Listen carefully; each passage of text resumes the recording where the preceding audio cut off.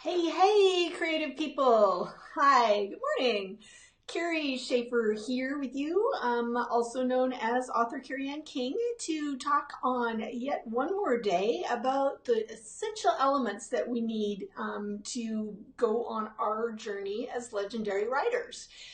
I hope that you are all having fun. Did you do any fun creative stuff today, last night? Tell me if you're out there listening. Let me know. Hi, Jackie. Yay, good that you're here. Yesterday, we talked about creative play, and I invited you to experiment with putting a camel into your scene.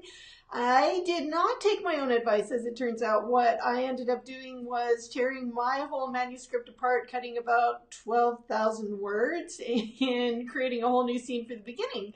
But that was exactly what needed to happen, and sometimes it's like that, which is going to lead me in a minute to day 4 of our quest for the legendary writer, and one of the absolutely most essential things that we need for this journey. And I really truly believe that. So I'm really excited to talk to you about that one thing today. So since you're busy and I am tired, I couldn't sleep last night. I have no idea what was up with that. I'm just going to move right on and dive right on in. So yesterday, see if I can get this right today. Yesterday, we talked about creative play, and on our journey so far, we've covered the need for accountability, motivation, and creative play as things to keep us moving along on our writer journey. Today, I'm going to add in the next thing without which you really can't have either accountability, motivation, or creative play unless you have this. And that is companions. We all need writer companions on this journey. Writing a book, writing anything really, but especially if it's a long piece of either a novel or another book, and nonfiction, anything you're writing that's going to take you a space of time, that's a long trip. That's not like hopping in your car for a road trip and you have your snacks and you've got your playlist and you open the window and you've got the wind in your hair and you're singing along and it's just a one-day thing and it's awesome and it's fun and it's freedom.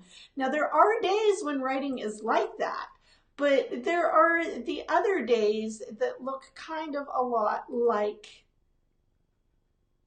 this. So yeah, sometimes the book writing process feels a lot more like walking into Mordor. And some days we need somebody to carry us along the way. It also kind of can look a lot like, 1 minute here. I'm going to close out a couple of these. Get rid of that one. And then I want this. So sometimes it's like this too. You have a group of people who are with you there for the good times and the bad times, who can laugh with you, who you can do fun, creative stuff with, but who also will be there and help you through the hard times. I have found this absolutely essential on my writing journey, and I don't know that I would be where I am today if I hadn't had these people in my life.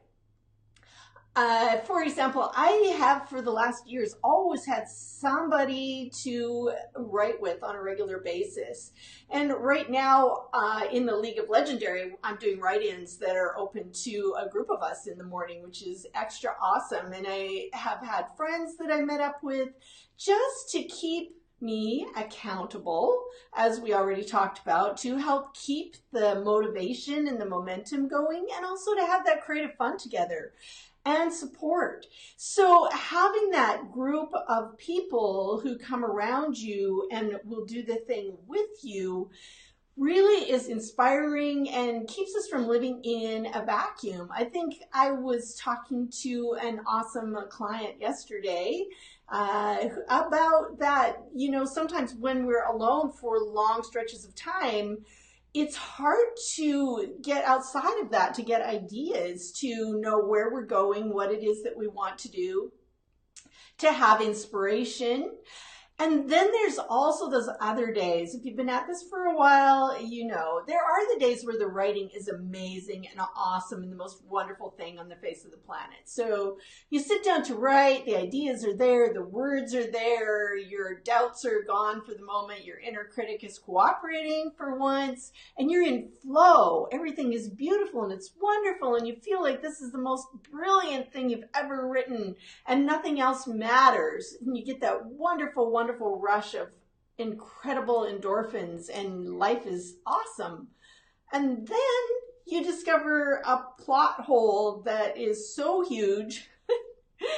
You know, you could drive not one truck through it, but the whole entire fleet of city buses would go through your plot hole. And then it's like, oh no, oh my God. Your critic hops up and says, I suck, this is terrible, I shouldn't even be a writer, I just want to quit. There are the days where, you know, if you're querying, if you're trying to find an agent, where you get the rejection letter from your dream agent and she crushes all of your dreams in that moment, and you feel that you'll never be able to do this thing that you set out to do. Or maybe you're published and you get one of those reviews on Amazon.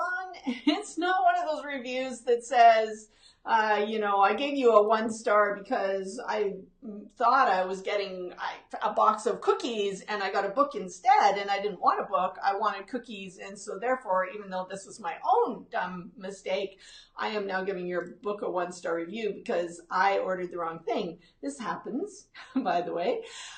But maybe it's one of those 1-star reviews where there's that tiny little bit of truth in it, where you go, oh, there was that flaw in the book and I knew it was there and somebody has really called me on it.